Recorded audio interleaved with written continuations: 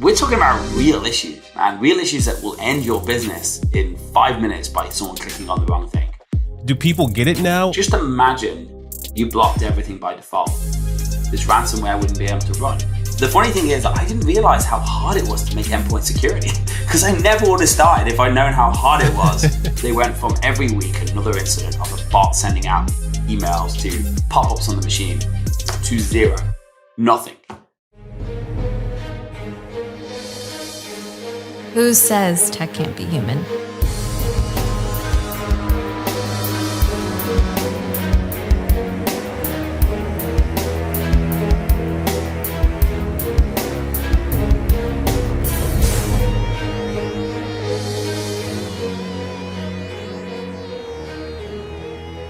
What is going on, everyone? Welcome back to the show. I am joined today by a great guest, a guest that I've been excited to have on the podcast for at least 2 months now. This has been 2 months in the making. This guest is a co-founder and CEO of a company that I think is doing something really different, and that's Zero Trust for endpoint protection. My special guest this episode is Danny Jenkins. Danny Jenkins is the CEO and co-founder of ThreatLocker. Danny, welcome to the podcast. Ron, thank you for inviting me today.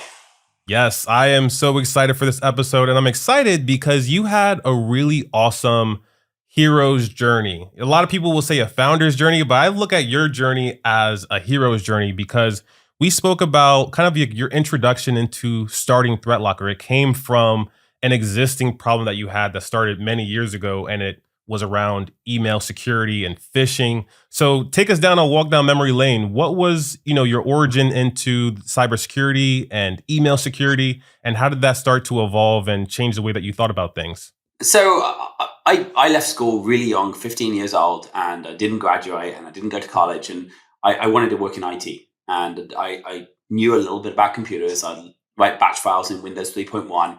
And I got a job in a local IT company. It was actually an MSP. They didn't call them MSPs back then, but it was essentially an MSP. This was in the 90s. And I very, very quickly progressed and learned in IT very fast. I changed jobs a few times, and I ended up working in corporate IT for a multinational company in Ireland. Suddenly, the company started getting malware and the I Love You virus and then the Blaster virus and things like this. And at this point, the company was getting these infections worldwide. So they had 146 different sites. They were all autonomous IT departments, or that had different divisions with different IT departments. And the head office was just one of them. But they were all joined together on the same network. And they all had, they were in the same directory on email. They all had their own exchange servers. And so when something happened, it affected the entire business. So the group started looking at, we need to secure things. And I ended up taking the lead at that. And I was very, very young at the time, but I was taking the lead. And I ended up learning really, really fast about global network security, exchange, patching, and at spam. Because what happened, these all became group initiatives because they weren't an individual division. It was a whole company problem. And that gave me a really great start into cybersecurity. And one of the problems we had at the company was email security. We kept hitting these vendors and then they're breaking and not get good. And there wasn't really cloud email security. There was a little bit, but not much. I think it was Postini and message labs that come in the market weren't very good. So we went off and I said, we're going to create an email security company. And I resigned my position and I created that company. And I actually ran 2 email security companies. I did the email security. I sold the first one out to the investors. And then the second one, I actually sold out to one of our customers. Hey, we're looking at building our own solution. I said, you can just buy mine. And I sold it to them. And then I was like, what am I going to do now? Now, I'd always been very technical, hands-on. When I worked in corporate security, I was doing a lot of scripting, a lot of vulnerability testing. So I started doing ethical hacking. And it was interesting because I wanted to it was fun. When I say it was fun, the idea was fun. It's actually boring mostly, but I could go in, I could say, hey, I want to show you how people can get in your system. I'd write custom malware. I'd get in their machines. And then I'd get paid on the back end of that, with their permission, of course. And what it turned into was more and more people knowing me, and then more and more people just calling me saying, hey, we need your help. We've been hacked. And I go, what do you mean you've been hacked? They go, I've got this ransomware and all my files are gone. And I ended up doing more recoveries of ransomware than I was actually ethical hacking. And I kept saying to people, hey, you've got to, and it wasn't called Zero Trust then, you've got to use things like whitelisting. You've got to deny everything, only allow what you need. You've got to lock down all the ports on the firewall. And you got to stop outbound network traffic. And everyone's like, no, I can't do that. I can't do that. I can't do that. And I went out looking for products that did things, and there was very little out there. And I think this is where it changed. There was one ransomware case in Australia, and it was a small insurance company, and maybe been a broker or a secondary insurer or something like that. And they had 50 employees or something, so not massive. And they got hit by ransomware. Everything, their claims database, their email, everything was gone. And they paid $22,000 to get the data back. This is 2014. Right.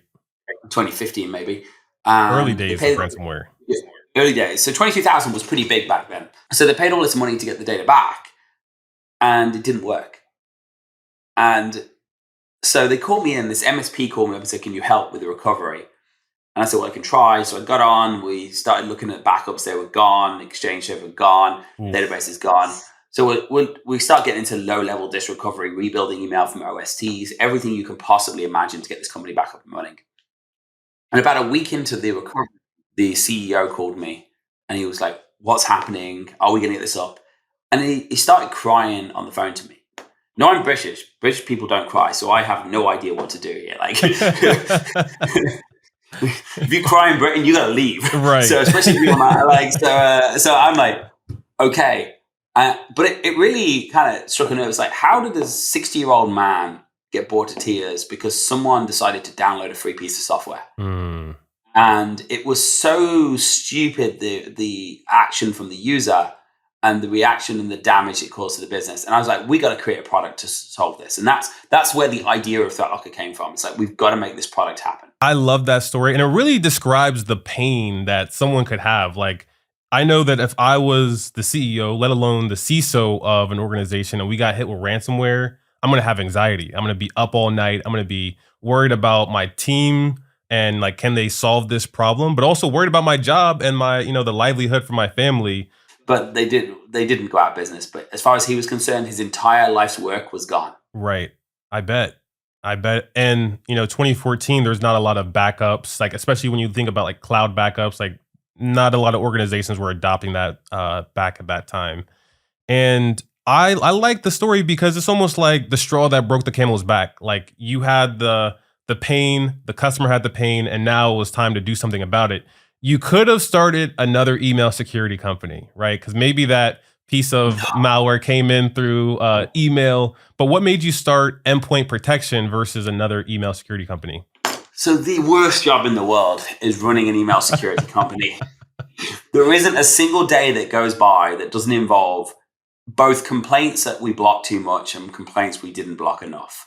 It is the worst job in the world. And it's also a dying market because it was all going to be bought into Office 365. It was all going to be bought into the cloud providers. And it's like, I don't want to do this.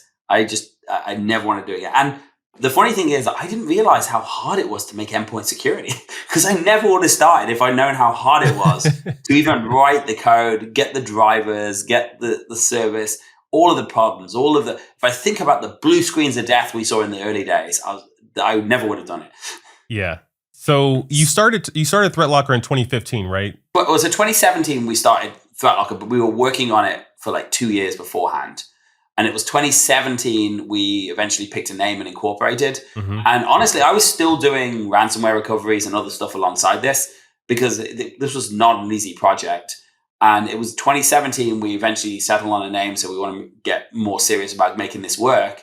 And then when WannaCry came out, we had our earliest concept available. And that's when I was like, I'm not doing anything else in my life right now. I'm stopping working. I'm stopping everything until ThreatLocker is on every endpoint in this country. Oh, love that. I bet at that time still, 2017 doesn't feel like that long ago, but I bet during that time, it was still an uphill battle with the approach that you were trying to take, allow lists, really a zero trust approach before people knew what zero trust was. And maybe even before it was like the term was created. Was it an uphill battle at that point? And what were some of the experiences and memories that you have from going all in on ThreatLocker? Well, and first, and bear in mind, when you start a business, you need to do two things. One is you need to convince a buyer that your product is worth buying. And the other one is you need to convince investors that your product is worth investing in. Because to build an IT product is one thing, but to be able to execute and get it on endpoints, and if you don't get it on endpoints, it's not a security product. It doesn't do anything. It sits in a nice box and it's a really great product that never happened. And there's lots of those out there. Right. So, and first of all, convincing investors was impossible because investors all like to tell you that they're innovative, they're cutting edge, they're at the edge of technology, but they're not. What they look for in every company is a copycat. And they want, can you be a CrowdStrike? Can you do what CrowdStrike is? Yeah, we can, but why? And even today, I have those conversations with investors. Well, why don't you add EDR or become a CrowdStrike? And I was like, look, if you want me to go, first of all, EDR doesn't work. And secondly, if you want me to go head to head to CrowdStrike with their game, I lose. Right. If I'm going to go head to head with CrowdStrike, I'm playing my game, not theirs. So investors never wanted to invest. And then the other problem was no customers would talk about it because 99% of customers, 99.9% of ThreatLocker customers had never ever considered an allow listing or a zero trust approach before they spoke to ThreatLocker. And if they had, it was not zero trust at the endpoint, it was zero trust on the network or zero trust somewhere else. Right. So I had to do two things. And literally, we were picking up the phone. 2018, we still haven't got our first order. So my kids' school are the first people that use our product. And so we're looking after their IT. So we put it out there. Your kids' school? My kids' school, yeah. Amazing. So the thing about it is we were looking after their IT for them, and they had malware every week. And by the way, it's not the students; it's the teachers that are working. So the students as well. And we put ThreatLocker on it, and ThreatLocker at that point was very, very difficult to manage. But they went from every week another incident of a bot sending out emails to pop-ups on the machine to zero, nothing, no malware, no problems. And so we start calling people. I hired 2 people, like minimum wage in Florida, calling from my house because I was calling, I was writing code, and I co-founded this with my wife and her brother-in-law, and we're calling and we're thinking, and I got these 2 people and they just dial all day long saying, hey, we want you to look at our product. And dumb idea. We got to about August 2018, and August, I think it was August. 2018. And I was ready out. I was bankrupt nearly. I was $150,000 in credit card debt, and that idea of stopping working didn't seem so good right then. And I actually went to a bankruptcy attorney, and I got one of the customers that answered the phone.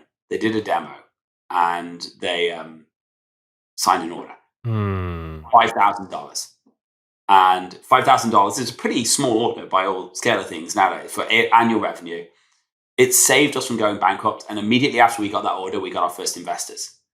Wow. Because now, and there were angel investors, there were small check size investors, but now this wasn't a theory, I can sell this magical product. I'd sold this magical product to a defense contractor, and I was able to get investment. And that's when everything changed. That's a close call. That is a really close call. And I think, that's something that I hear a lot on founders' stories. There's this podcast I listen to called the Founders Podcast, and a lot of founders find themselves in that situation, especially before they get investing because they're bootstrapping or kind of taking a different approach than what we typically are used to, like in the VC world of like getting 20 million, 50 million, 100 million. Like it's that beginning process is typically very hard. And I think a lot of cybersecurity practitioners, they look at vendors, they think, we're probably making millions and millions of dollars because we're buying their software. But I don't really think that's the case until like you sell or until you go public. What is your perspective on that? Well, and that's it. And look, most cybersecurity companies are venture funded. If they're not, they're either APO'd or they're IPO'd or they're failing cybersecurity companies because you have to be growing to succeed in this market. And it's very hard because investors don't like to invest in companies that aren't growing really fast. You can't grow unless you get investment. And so you end up taking small angel investment, growing a little bit, or starting to grow and then getting another slightly bigger investment, and then starting to grow, then getting a bigger investment and starting to grow. And that's where everything starts to change because you go from one set of problems to another. And because now suddenly you've got, we're at 40,000+ businesses using our product now. And they range from local businesses right up to the US Navy and JetBlue and other large organizations, but it's very hard at the beginning to get that traction. And all you think about is, if I could just get investment, then everything's going to be fine. And I realized very early on, I can't make this company work if I'm bootstrapping it. I have to just go all in. And Right. I just didn't realize it was going to be that hard to go all in. I bet. I'd like to jump in for a second and share a few details about our sponsor, ThreatLocker. In our industry, it's no secret that one wrong click can lead to a catastrophic cyber attack. Unfortunately, nobody has time to keep training poor Doris in accounting on what not to click. Cyber attacks are devastating to the business, and without the correct solutions in place, your operations may be at risk. ThreatLocker is here to help. ThreatLocker has built an endpoint protection platform that can help strengthen your defenses from the ground up. When speaking to Danny and the ThreatLocker team, I was impressed because ThreatLocker has taken a zero trust approach for endpoint protection. They do this by enabling your team to specify allow lists. You can sleep well because known and unknown threats that live in applications or inbound network traffic are blocked by default at the kernel level. If you're looking for a proactive solution that will help keep your business better protected in the face of cyber attacks, check out ThreatLocker by visiting threatlocker.com and tell them Hacker Valley sent you. Thank you, ThreatLocker, for sponsoring this episode. Let's talk about adapting a little bit. You mentioned that, you went from having your kids' school as your customer. Now you have more than 40,000 customers. What has it been like talking about zero trust, especially from an endpoint protection perspective?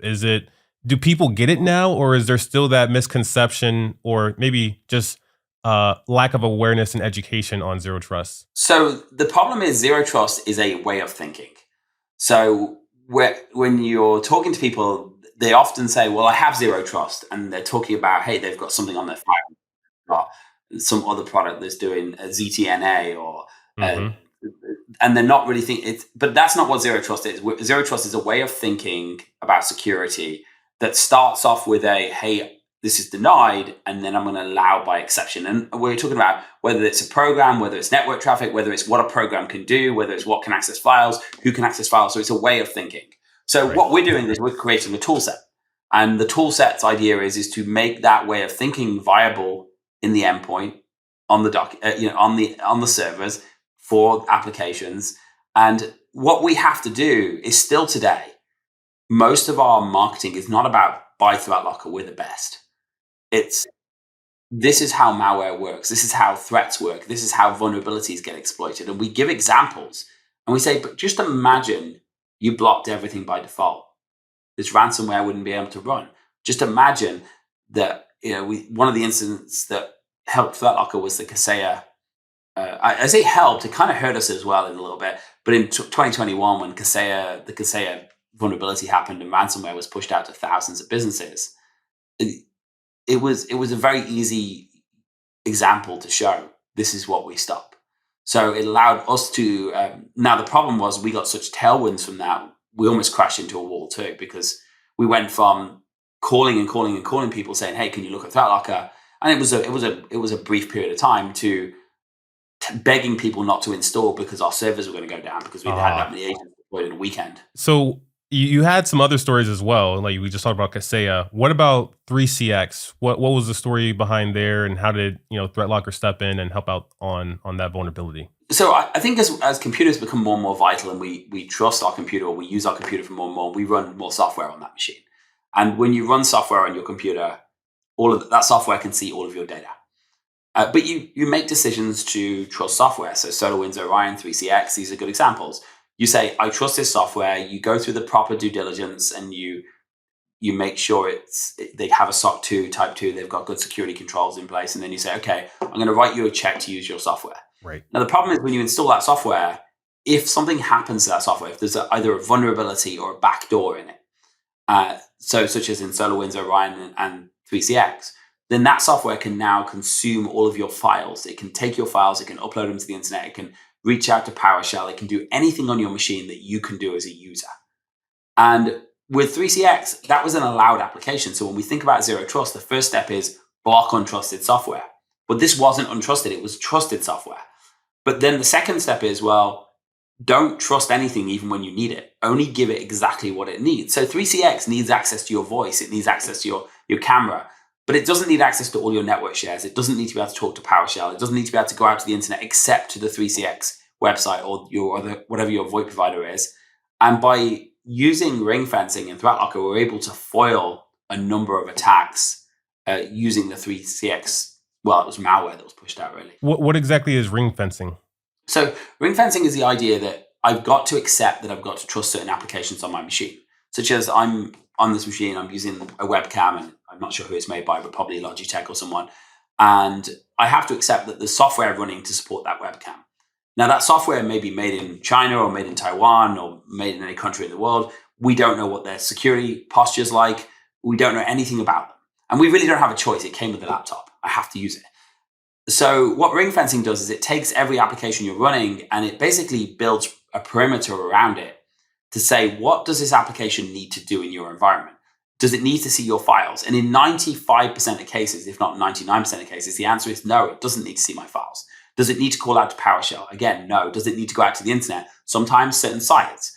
And if you ring fence an application and take away those abilities, in most cases, it means the cyber attack cannot even be executed. So in SolarWinds Orion, we had it ring fenced so it couldn't go out to the internet. The core was blocked.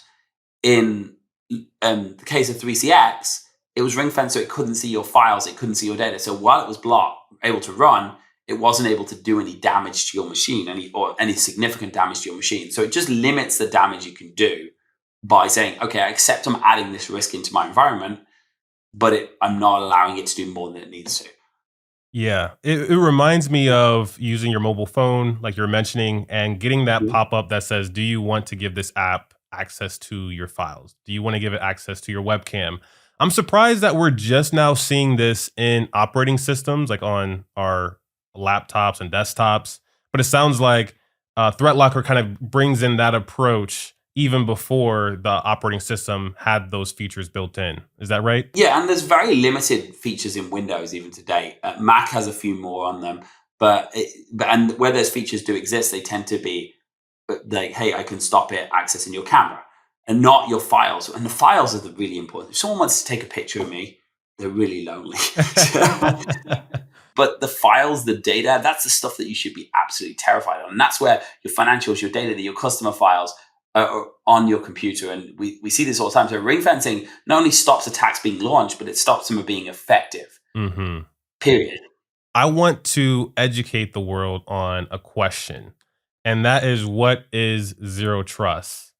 I would love to hear your rendition on what is zero trust, especially from a practical sense. I think like the idea and the mindset is easy to just say, but what is it, especially when you think about being a cybersecurity practitioner? So, before I answer that, do you remember the days in the 1990s? Do you remember the cloud in the 90s? Not really. No, you know what it was called in the 90s? Hosting. Yeah, exactly.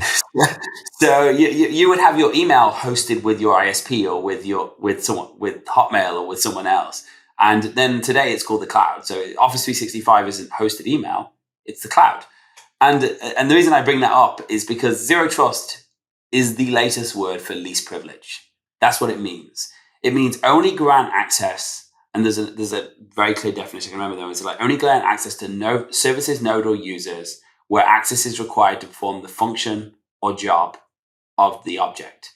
So, and that's what zero trust means. It means only give access where access is required. What it means to ThreatLocker is don't allow the object we're trying to just trust or not trust is the application on the endpoint, the network on the endpoint. So it's don't allow an application to run, don't allow it to do more than it needs to.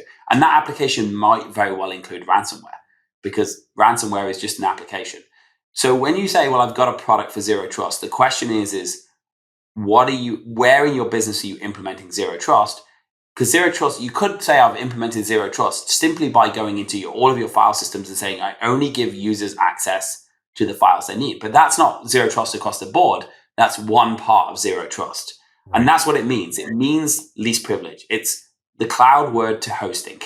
Every organization that I've joined as a cybersecurity practitioner, that mindset and concept is understood and somewhat adopted, but there's always one area where it's like, hey, this application doesn't have the proper features to give like separate access and permission, or there's a rush. We're going through an audit and we need to quickly give everyone on security access to these set of applications.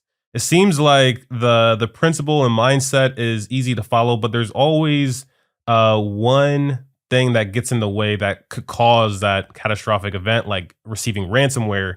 How do bring zero trust into your own organization at ThreatLocker?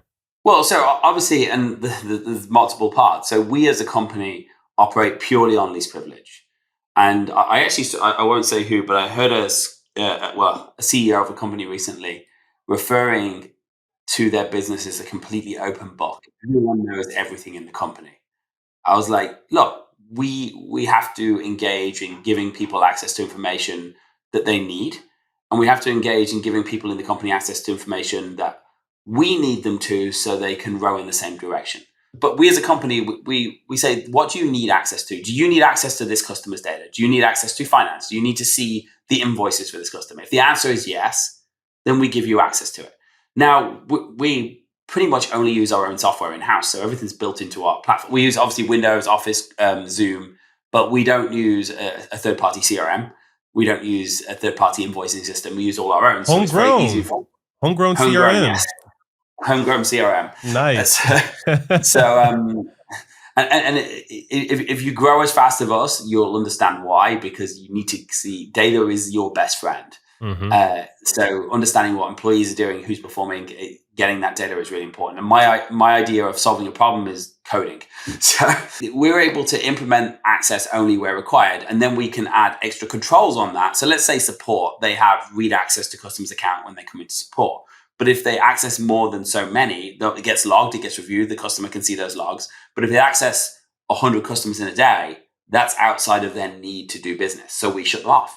It's like, and the threshold is much lower than that because they don't take 100 tickets a day. But we shut them off if they go outside of their regularly required need. And in ThreatLocker, of course, it means using our product. It means blocking down endpoints so the only software that can run is the software that's needed in your business. Now, we're a very rigid company. So when someone tries to run new software and they say, hey, I downloaded this cool coupon clipper because I think it would be a great product in ThreatLocker, we go, deny.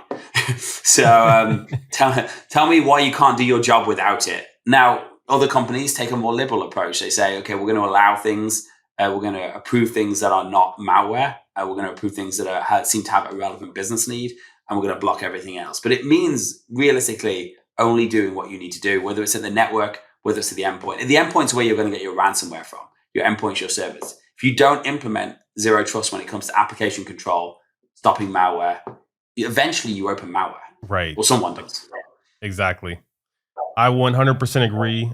You need it. I think you need to at least be thinking about it constantly as well. Like, let alone implementation's one thing, but having the culture, the mindset spread out throughout the company, I think is what really helps people make better decisions. Because it sounds like ThreatLocker enables companies to make decisions. Like, do I need this or do I not need this? Yes, and that's what we are. We are a tool to allow you to help you make the decisions. We give you the tool to stop the decisions being made for you by staff that don't necessarily know what they're doing or applications that go rogue. And we give you the tools to help you make the right decision. So when you approve software now, we can show you what countries it was developed on, what exploits it's being used for, all of that information to make good decisions when you allow or deny software. I want to go back for a second, going back to when you were, founding that first email security company, seeing the security landscape, and then fast forward to today as the CEO and founder of ThreatLocker, focused on endpoint. Do you see similarities? Do you see differences? What is your reflection on then versus now? Was a convenience tool. No one was getting email security to stop phishing attacks that stole their money. They were getting email security because they got 15 emails a day that offered them Viagra or something like that. So we were selling not a security product realistically. I know it was, but it was a productivity tool.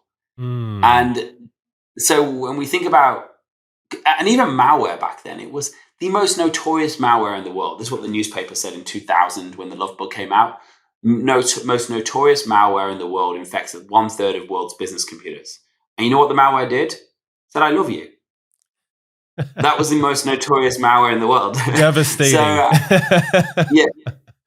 So it was devastating. And then it emailed all your friends and said it loved them as well. And it would be a little bit embarrassing when you emailed your cousin saying I love you or something. But that was the problem we were dealing with then. Security was very much, now if you're Bank of America or you're JP Morgan, then you had people trying to get in and steal money. But for most businesses, security tools were convenience tools. They were productivity tools. So how do we keep our systems running? How do we stop pop-ups? How do we stop nuisance emails? And that's what my first security product did. It was, our sales point was not don't let your business get taken away. It was save employee time.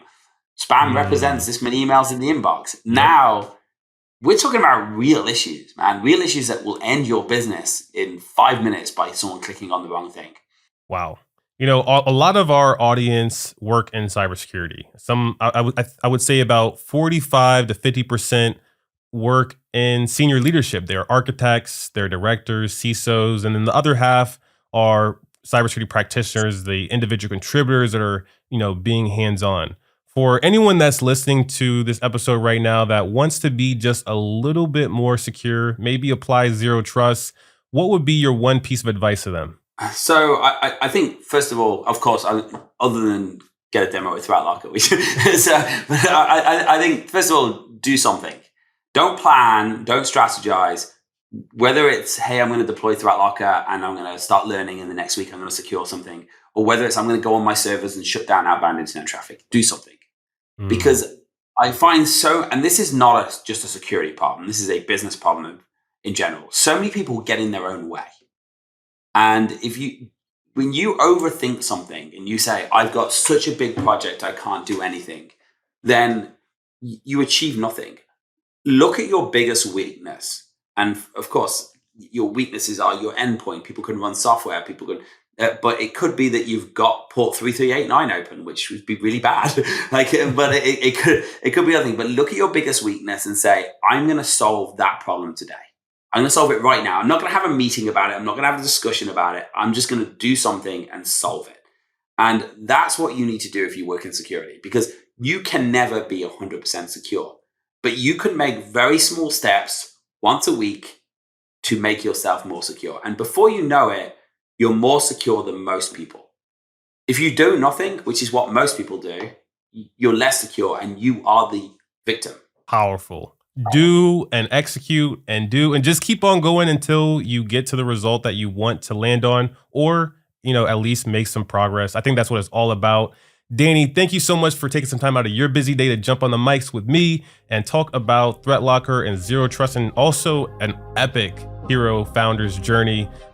Danny's information is down into the show notes and description wherever you're listening. Be sure to check it out and also follow and get a demo with ThreatLocker like Danny mentioned. And with that, we will see everyone next time.